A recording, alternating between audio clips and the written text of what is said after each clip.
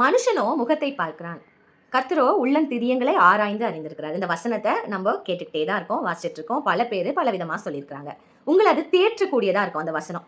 மனுஷன் வந்து நம்ம முகத்தை தாங்க பார்க்குறான், நம்ம கஷ்டம்லாம் அவங்களுக்கு தெரியாது. ஆனால் அவர் ஆராய்ஞ்சு அறிஞ்சிருக்கிறார். இது ஒரு விதம். இன்னொரு விதம் நான் சொல்றேன். ஏசப்பா நம்மளை ஆராய்ந்து அறிந்திருக்கிறார். ஆராய்ந்து நமக்கு தெரியும். நம்ம வாயில வார்த்தை பிறவழதற்கு முன்னமே உனக்கு இன்னது தேவை, நீ இதை தான் சொல்ல போற, உனக்கு இதுதான் தேவைன்றதை அவர் அறிந்திருக்கிற தேவன். அப்போ நம்மளை ஆராய்ந்து அறிந்திருக்கிறார் இல்லைங்களா? அப்போ நம்ம மற்றவங்க கிட்ட பேசும்போது சிரிச்சுக்கிட்டே வாங்க, அவங்களை பிடிக்காமையோ அவங்கள வீணா விருப்பம் ஆனா நம்ம சிரிச்சுக்கிட்டே அப்படி பேசுறது. ஆனா இருதயத்துல அவங்கள தப்பா யோசிக்கிறது, தப்பா பேசுகிறது, இலக்காரமா நினைக்கிறது, இதையும் அவர் அறிந்திருக்கிறார்.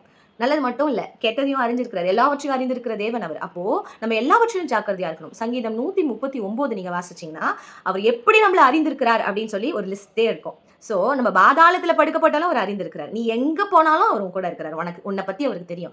நீ என்ன செய்ய போறன்னு வரைக்கும் தெரியும். சோ எல்லாவற்றிலும் நம்ம ஜாக்கிரதையாய் நம்ம நடத்தையில, சிந்தனையில, யோசனையில, பேச்சில எல்லாவற்றிலும் மாயமாலமா இல்லாதபடிக்கு ஒரே மாதிரி இருதயத்துல என்ன நினைக்கிறோம் அப்படிதான் நம்ம செய்கையிலும் நம்ம இருந்தோமானால் கர்த்தருக்கு பிரியமுள்ள வாழ்க்கை நம்ம வாழ்றோம்னு அர்த்தம். கற்றுக்கொள்ளுங்க, கர்த்தர் ஆசீர்வதிப்பார்.